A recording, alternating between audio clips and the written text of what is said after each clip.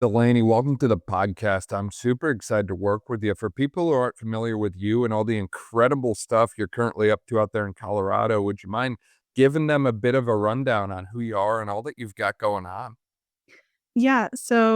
I played division lacrosse in college, and now I'm a ski instructor and a personal trainer in Colorado. And in my free time, I just solo travel, try and get all around the world. And I spend about 5 or 6 months traveling every year, save as much money as I can in the winter. And it's about my third year doing that. So What an incredible life. And I'd love to kind of dive into how we got to this point. Because as we're just talking about, nearly every athlete I've met and talked with wants to live something kind of like the life that you're living, right? They want to travel a lot, they want a life of adventure and excitement. And a lot of them following sport, whether it's D1 or D2 or whatever, they have a difficult time kind of finding that sense of adventure after sport ends, if you will, that way, or sense of adrenaline after sport ends. And, the corporate 9 to 5 just doesn't really fit them or work for them, for lack of a better way to put it. First off, let's just start all the way back at the beginning. I'd love to hear more about college lacrosse and how we kind of navigated that, or how we even ended up playing lacrosse in college in the first place. yeah, so both my parents played lacrosse. So I started playing when I was in like second grade.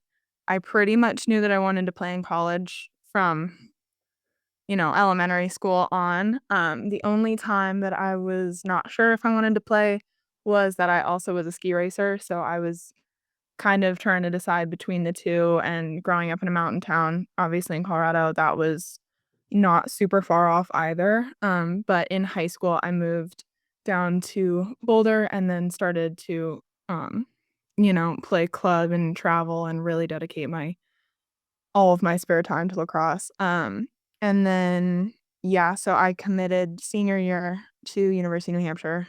And then I played all 4 years. I started from freshman year on, and then senior year as a captain and loved it. It was a full-time job, also hated it, but I think that every college athlete you talk to, I'm sure is gonna have, like, a love-hate relationship with their sport. Um, and then, yeah, graduated, and then you don't know what to do with your free time now, and you're not training for anything, so, that was kind of weird to navigate, but I mean, yeah, it took up my entire life in college, but I loved it, and it was all of my friends and, like, our all the entire athlete community was super close. Um, but yeah. Yeah, no, that's wild. And when you say the love-hate portion, I just can't help but wonder if the hate might have to do with some of the running that comes with being a college lacrosse midfielder, perhaps, maybe? Yeah. I don't know. Yeah, no, I mean, nobody likes conditioning. Yeah, our run test was pretty gnarly, especially the first 3 years. We got a new coach my senior year. We had some problems with the coaching staff for the first 3 years, and they ended up getting fired, so my senior year was an entirely different experience. The whole team was happy. I would say the conditioning and the schedule almost got harder my senior year, Guessing. Yeah. but it was like we were all in a better mindset and it was more unified and we all had the same goals because everything was very, um, like, I guess, outlined. When she started, she was very intentional with everything that she did. Um And also, when we would have captain's meetings early in the season, it was very much she wanted feedback from us and wanted us to be as involved as possible, versus more of like the I'm just gonna tell you what to do and you're just gonna listen. I don't want to hear it kind of community that we had before in the first 3 years of my career. Right. No, absolutely, absolutely. And as you were talking there, Delaney, you also mentioned about having that ski racing background, and correct Yeah. me if I'm wrong, but I feel like you're almost too humble. Didn't you win like some kind of ski racing state title or something I back I in the did. day? I did. Yeah, so I was first in the state for 3 of 4 years of high school. Um, and yes, I did win state a couple of times for I don't know how much you know about ski racing, but in high school, there's 3 different, kinds of races. There's Slalom, GS, and Super G. We don't do, um, downhill unless you're doing the FIS racing, which I also did, but, in the high school competing, you only do the 3, because downhill's a little bit dangerous. But yeah, so I did end up winning, all 3 of them at various times during high school. That's a huge flex Yeah. because at least for myself, I've never been someone who would excel at a slalom. I don't do the whole Oh, really? The turn quick? and radius thing. Yeah. Like, we love speed, we love to go fast, but the whole short turn thing just never really agreed with me. So, Oh. I always tip my hat to people who excel at the slalom because slalom and mogul skiing, like mogul ski racing, like I can ski bumps, but Right. you race people doing that? Like, I can't. It's insane what y'all do that way, and I think it's awesome that you were able to literally come up doing both the ski racing and the lacrosse at such a Mhm. high level. A lot of times, people seem to think they have to choose one or the other, and it doesn't have to be like that. Like, No. you could have your cake and eat it too, right? Like, there's different athletes I've talked with who literally played 2 sports at the D1 level because they were like, Yeah. "Yeah, I couldn't decide which one I wanted to do, so I just did both." It's like, you don't have to make a choice, you can do it all. Like, Mhm. I think it's awesome that you were able to do that, and I think now more than ever, everyone's looking to specialize from such a young age, even, regardless of if it's ski racing or lacrosse we're talking about, and it's like, I don't know if that's always a good idea, 1, and 2, it's like, the burnout and all that kinda stuff, like, and especially with ski racing, it's like most of the US ski racing is somewhat seasonal, You're not gonna ski in July, I wouldn't think anyway, so, like, you might as well do something else in that time. Yeah. I mean, and I'm so happy that I didn't specialize from a young age because I was in season every season of school because I also played varsity volleyball of high school. And so I would, I'd play volleyball in the fall and have travel across and then preseason skiing at the same time and then go into ski season and have like a couple winter lacrosse practices. And then basically states would happen for skiing the week after my first practice of high school lacrosse, and then all summer I'm traveling for club, but then I would have 2 weeks where I would go up to Mount Hood and ski in July, but I didn't do anything I didn't wanna do anything else. All I wanted to do was play sports, so I think it's all about your priorities, but thank God I didn't specialize because I would have burned out so fast, and then I probably wouldn't have ended up playing at the college level had Right. I only stuck to lacrosse from whatever, 7th grade on, you know? And what made you decide New Hampshire for college lacrosse? Because usually when I'm talking with people who wanna play lacrosse, they're telling me they're looking at Florida State, they're looking at USF, Tampa, they're looking at the Carolinas, they're looking at places that are somewhat warm and sunny. Most of the time, they're not telling me New Hampshire, that's a unique one. Yeah, no, I definitely had these, lofty dreams that I was gonna be able to ski also while I was going to college, that didn't really work out in my favor except for when I was home, obviously, on breaks, but, I my dad's whole family is from New England, so I knew it, and I knew that I liked it, and when I went to visit UNH, it kind of gave the same vibe as Boulder in just, like, the way that everybody's interested in all of the outdoor activities, like hiking, biking, surfing, all the things, um, and I liked that I was 20 minutes from the beach, I could get to the snow, like, it was very much my hometown vibe without being my hometown, because I knew that if I didn't leave home for college, then I probably never would have left. I don't think that I would be, traveling and doing all the things that I am now if I hadn't left for college, so that's kind of why New Hampshire. Yeah, now I gotta ask, as a self-proclaimed big back, I always love the food scene when I go to some of these places, and It's when good. you said Boulder, Flagstaff House is the first thing that Yes. comes to mind for me. I love Yeah, Flagstaff House.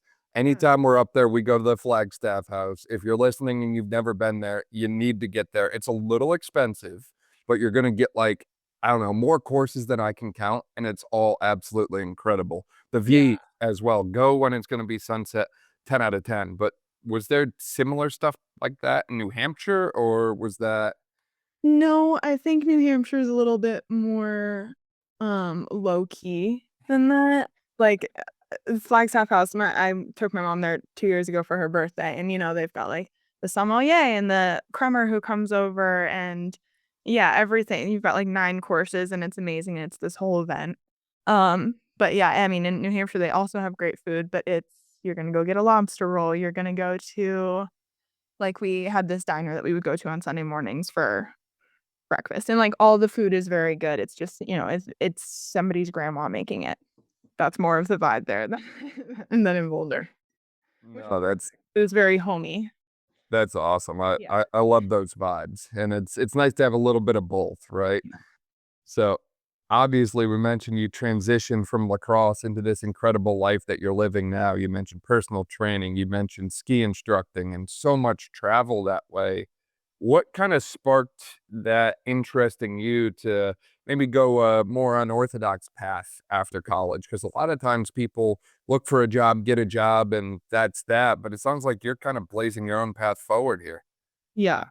So I was an exercise science major in college, and I wanted to pursue PT or PA or med school, something along those lines, after college, and so I went down to Charleston and did an internship after I graduated college.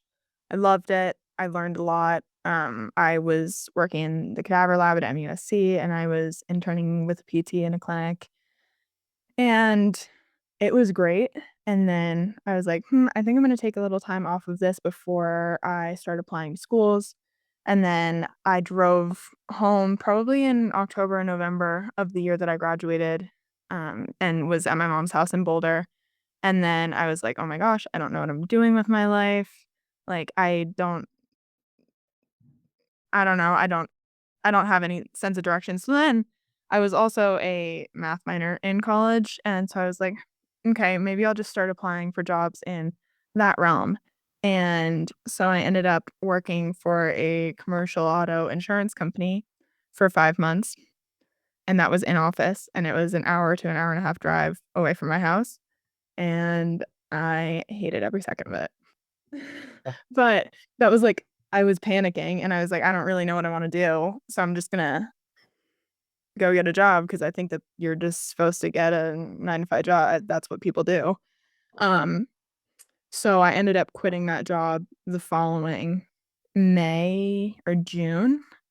And then I moved back to Charleston. I started coaching lacrosse, I started bartending, and I was like, "Mom, I really wanna travel, but I don't think that nobody wants to go with me." Um, and So I was like, "Okay, I'm gonna go do." I That's when I found out about World Packers, which I don't know if you've ever heard of World Packers. It's a, like, workaway kinda thing, so you can go and stay at a hostel or a farm or somebody's home and do work in exchange for stay and food and whatever else they might offer you. So I did my first work exchange in Croatia after working in Charleston for a summer. And then I bought a one-way ticket there, stayed in Croatia for 5 or 6 weeks working at that hostel. And it was so much fun. And I met so many people that I ended up traveling for 3 more months around Europe, staying for free at people's homes that I had met through working there and just kind of bopping around. Until that winter, and then, yeah, I came home here and I got the job ski instructing, and it's now been this off and on instruct, bartend, work my butt off in the winter, leave and travel in the summer, off and on for 3 years. So, That's yeah. absolutely incredible that you're able to do that, and as you started talking, I started to see some overlap between you and one of our past podcast guests, which Mhm. we've had probably some of the most unique conversations I think we've ever had on the podcast with her, Bree Woolard, because she's doing something similar now, like a home exchange program or something Okay. like that when she Yeah. travels. But she is all over the place all the Mhm. time doing all the things. And I think a lot of people at first are really terrified to do that, right? Like I remember when I first booked my like first flight by myself that I'm like, just literally flying in the US by myself. Like Yeah. I know I'm gonna be okay and all, but I'm like, man, this is terrifying initially. And then, after a while you take enough flights and do enough things and you're like, man, I can go anywhere and do anything. Like I've Mhm. done this all before, but like I feel like there's a lot of like a fear factor almost initially when you start to travel big like this, let alone, crossing country lines that way as well. Yeah, it is scary, and I definitely when I was leaving, I remember I got to my layover was in Boston, and I was like, "Oh my gosh, am I actually doing this right now?" Like, I had never been to Europe before, and, like, Croatia kind of felt out of left field, and so I was, like, crying in the airport, calling my mom. I was like, Is this insane?" Um, but, as you do things, it gets easier. And I got there and I immediately was like, "Oh, I'm fine. I've got this." But it's just like taking that first step to do it. And also like with hostels and stuff, if anybody's wanting to solo travel, you're never actually alone. You meet so many people and all of these places have like activities or bar crawls or hikes or whatever, like group things to do, group hangout zones. And you're never actually alone. You make friends within 5 minutes. It's like college all over again. It's like freshman year. You all want company. You all wanna be together. So, I honestly was alone for, like, the first 5 hours. And that, yeah, And and then it was there, like, nonstop have a from there. community of best friends. Yeah. And then you mentioned you got to explore Europe afterwards as well. What kind of things came from the Europe adventures? What kind of countries did you go to? Any noteworthy things that way? Yeah, no, I went and spent 3 weeks in Greece, and I loved Greece. And then I went to the Netherlands, I went to Spain, I went to Switzerland. I think that was it for that first trip over there. But one of the girls, who is Spanish, who I stayed with, I went all over Spain with her, and I got to stay with her family, and then I got to stay with her at her university, and that was really cool because I met so many people there who had never left the country, much less their town even. So and I don't speak any other languages, I speak, like, enough Spanish to get through a grocery store, so that was kind of, um tough, but it was also so cool because it was one of the only places that I had been where it was like, "Dang, I'm really here, and this feels like I'm," like, nothing is the same as what it is at home, and I'm just completely out of my element.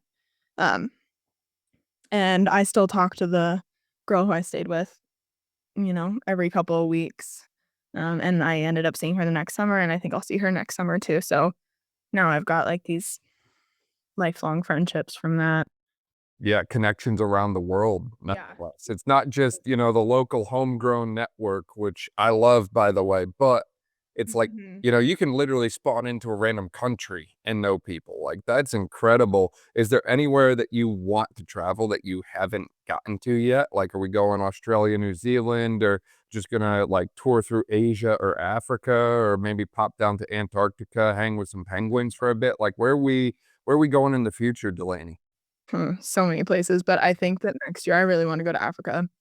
Um, Specifically, probably Mozambique or Morocco, somewhere that I can surf, and I know a couple of people who have been to those places, so I can kind of talk to them and see if those are sounds like those are safe for solo women to travel, but, you wanna kind of figure that out before you go ahead of time, but, yeah, I definitely wanna go back to Asia again. I wanna go to Australia. I have a bunch of Australian friends now just from traveling because the Aussies are everywhere.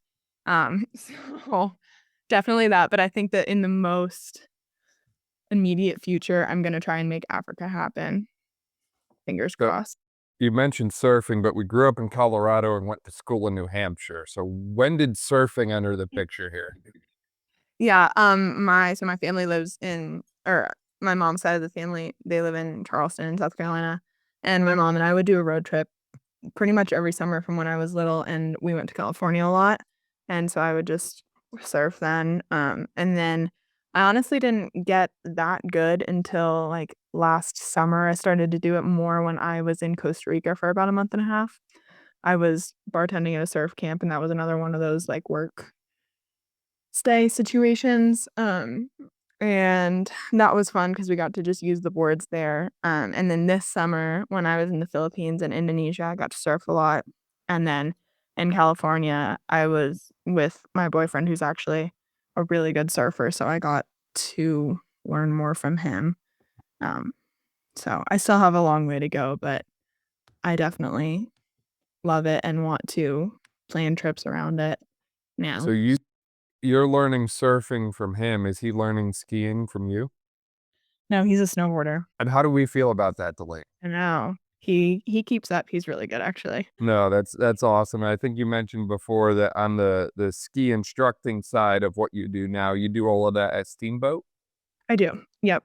Yep. I teach mainly adults, and private lessons, and I love it. It's great. I love to teach. And, like, my exercise science background, I can kind of explain the biomechanics of why things work the way that they do. And if you wanna get nitty-gritty with it, we can, and if you don't, we can just I can teach you without you knowing you're learning, so but Right. commuting from work snow here, it's a little bleak. What's the current, like, breakdown of the ski gear look like from the skis to the jacket? Like, what's the current, like, day-to-day look like? Are we rocking some HH, or are we still repping North Face? Are we skiing on Atomics, or are we more K2? Like, where do we fall in this little ski equipment debate, if you will? Yeah, so I have been on head skis forever, and I have 2 pairs of head cores right now. One are 93 width and one are 99s, and then I've got, obviously, the plethora of race skis still. Um, but what about you? What do you have for skis? I have heads as well, Cool. so I Great. also love heads, but I was literally just going to look and try and remember, what type of head skis they are. So Yeah. background for people that don't know this story, I go out to Colorado on a ski trip every year, and my last year out there, on top of Vail, I blew out my bindings on top of No. Vail, and my boot would no longer clip into the ski. So they were marker brand bindings. I'm not gonna say any more than that. If Okay. you know skiing, you may know a thing or two about those. But blew out the bindings, skied down Vail because I was just dumb and felt like it would make a good story to, find a way down. Got down, walked into the ski shop and saw a pair of heads that I really liked. And I always like a narrow ski. I haven't caught on to the wide, thick, fat skis yet. My dad is a different story. He's on the super wide Yeah. Vocals, whatever the heck they're called. Cool. He loves them. I can't do it yet. So I'm on a pair of heads. I just can't remember the exact brand because I've literally skied them for 2 days and then they've been in the closet ever since, unfortunately. Okay, yeah. No, I like heads too because they are a little bit stiffer, so, like, if you put a little bit more power behind your turns, they won't really collapse on you, so that and they normally come with Tyrolia bindings, and then I've got Solomon boots, and I have the new BOA, um, boot design rather than the toe buckles. I've got the BOA for my toe Yeah, and buckles up, which jury's still out on. Um, to be determined. yeah, yeah. And then I've got a pair of Patagonia pants that are thinner, and then a pair of Arc'teryx pants that are, um, warmer. Those are off Facebook Marketplace, both of those, and then I've got a CO jacket, and I normally do 2 long sleeve base layers, and if it's cold, I'll do a thin, CO vest, and then a Cotopaxi puff, and then my CO shell because I get really, really cold, and then I've got Kinko gloves, Leaky poles. I don't know if you know Leaky, the brand. Love those. Yeah. Yeah, I'm still rocking the North Face as well. I think I have Boulder Gear still pants, oddly enough. But you're someone who clearly knows ball in relation to skiing. And I'm sure you get some people, especially in relation to lessons, that are like, oh, yeah, I know this already. Or they have a unique attitude about them, but there's certain things that they might say that you just kind of listen and you're like thinking to yourself, this person clearly does not know ball. What are some signs that someone definitely knows ball versus maybe doesn't know ball in relation to skiing? I think if you say, and this is funny because this is a question I get a lot because I do make a lot of TikToks surrounding skiing. Um, but if you're like, "Oh, yeah, well, I can ski double blacks," or "I can ski bla" there I can't tell you that there's been a time in my life that I've said, I can ski on double blacks." Like, if you have to say that, the more humble I think that you are, the more that you sound like you know what you're doing to Right. somebody who does know what they're doing. And then, gosh, like the ski pants, if those are tucked into your boots, that's not ideal for sure. Um, I think, like, even if you're going somewhere, I think that everybody, if you're gonna ski for more than a couple days, you should buy your own boots. So if you're on rental boots, I think that that's you're gonna be uncomfortable and they don't perform very well. Um, what else? Goggles. Not that it's all about aesthetics, but if you've got the gap, that's definitely not ideal. Off. So, I think buying, like, the same brand of goggles and helmet or testing it out beforehand, like, I have 2 different brands for my goggles and helmet, but they fit, um, so that's definitely one. Or, like, getting onto the chairlift, if you put your poles underneath your leg when you get on the chairlift, you probably know what you're doing, and if you don't, then you I don't know, Yeah, you know, no, it's but funny yeah, because to that point, I definitely judge people a little bit based on their ability to get on and off a chairlift. for sure. More importantly than the chairlift, if it's a T-bar, the amount of people that cannot get on a T-bar, uh, Yeah. it blows me away. Specifically, shout out to Breckenridge, the T-bar that they have to get up into Horseshoe Bowl. The Mhm. amount of times I just, like, spend, like, an additional 5 minutes in line because the same person cannot and I feel bad for the person, don't get me wrong, but also, like, if you're gonna be skiing, like, the double blacks, which you were just going on and on about, you should Mhm. probably be able to get on the lift to Definitely, ski definitely. I yeah. said trails. And it's interesting too because I've thought about this quite a bit, probably more than most people that don't understand the skiing world, would think. And to me, it's more of a flex when someone's told me kind of the background of where they skied and what trails they've skied there than it is the actual, like, rating of the trail. Like, I could care less if it's a black or a double black, but if you told me, "Hey, you know, I've skied at Jackson Hole, Wyoming the past several years, and every time I go, we make sure to make multiple runs down Corbett's Galore." Okay, Mhm. you have my attention. Like Yeah, yeah, yeah, totally. like, we're talking now. But to me, that's very different than, "Oh, yeah, I just ski double blacks." Mhm.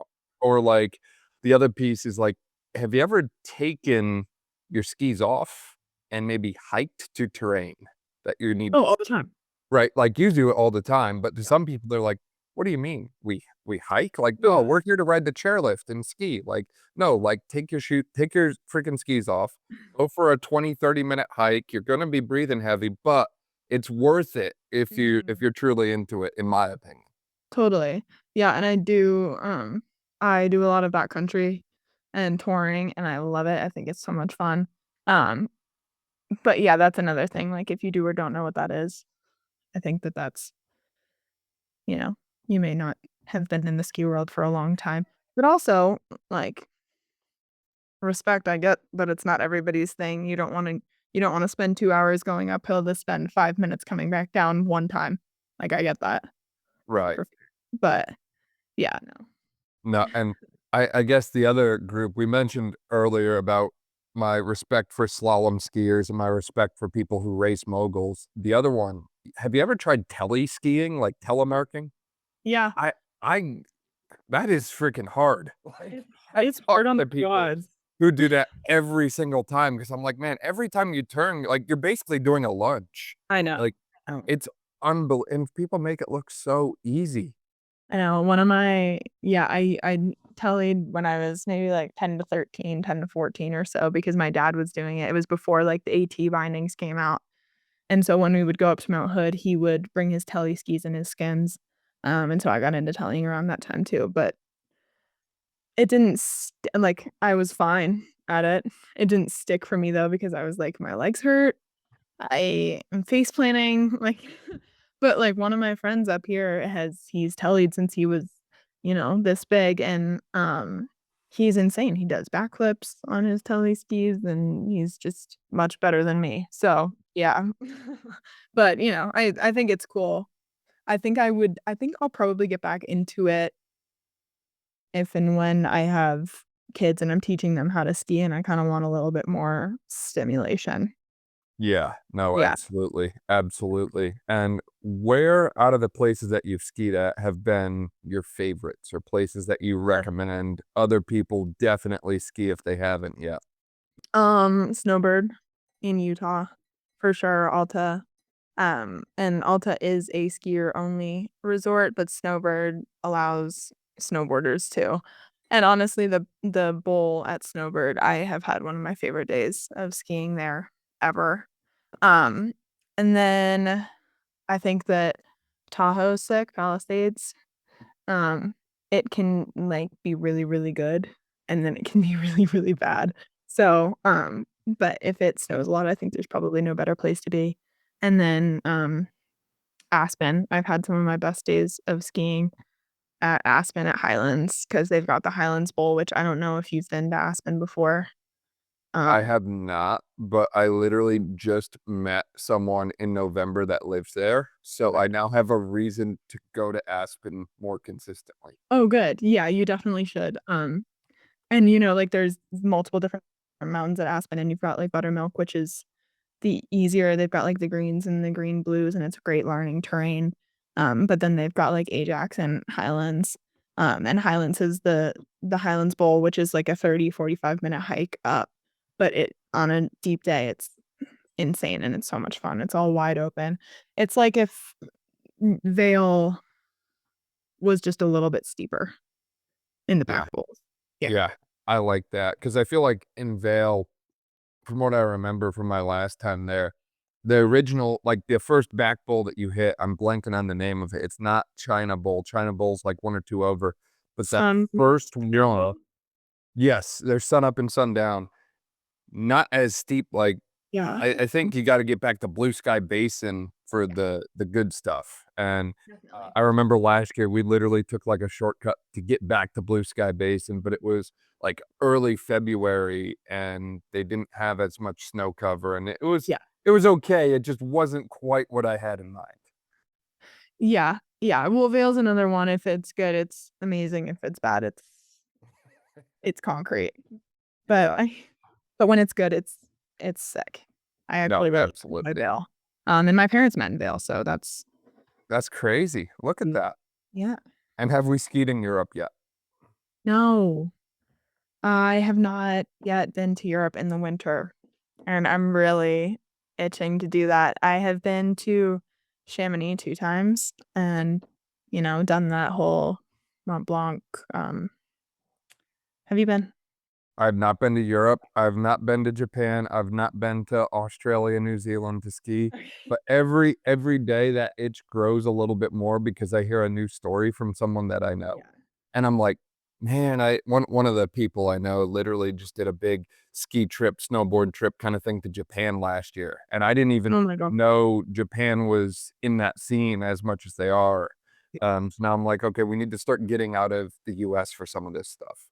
I know. Well, and that's like last year, my boyfriend went in, I think he went in the end of January, early February to Japan, and they were on the North Island, and he was sending me videos every day, and they were literally chest deep, and it was insane. So yeah.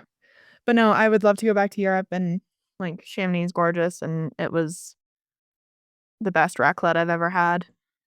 No, absolutely. Now, going back to what we were talking about earlier for a second, thinking about those people that are maybe in shoes similar to where you were a few years ago, where they're wrapping up college and they're not sure what's next, or, maybe they are a year or 2 out of college, they're in the corporate life, and they're like, "Look, this is not for me, I need to figure out something." What advice do you have for them other than maybe just book the trip and send it? Yeah, yeah, I think, if I were talking to me, you know, 3 or 4 years ago, I'd be like, "Okay, sit down and evaluate what you actually want your life to look like in a couple of years, and who is that person that you're jealous of, and try and become that person." I always wanted to travel. I traveled from a really young age. My whole family's always been really into it. So I always knew that I wanted to do it. I just didn't really know what that was gonna look like. I didn't have a sense of direction, so I think that sitting down and being like, "Okay, what are my goals? Do I want to, like, make millions of dollars and buy a house by the age I'm 27?" And, you know, and that's not something that is super important to me at this time. I know that it will be, but I haven't met a person whose shoes I would want to switch with right now. Like, I don't know anybody whose position I wanna be in. Like, sometimes I do feel very broke and I feel behind because I don't have a typical job, but at the same time, I'm I'm not jealous of the people who are living in Boston and New York and have been working these jobs for 60 hours a week that they hate. I'm not, and I know that they're also in a better spot than I am financially, I'm certain, but they also haven't done the things that I've done. So I guess prioritizing, just actually sitting down and talking with yourself and being like, "What are my priorities?"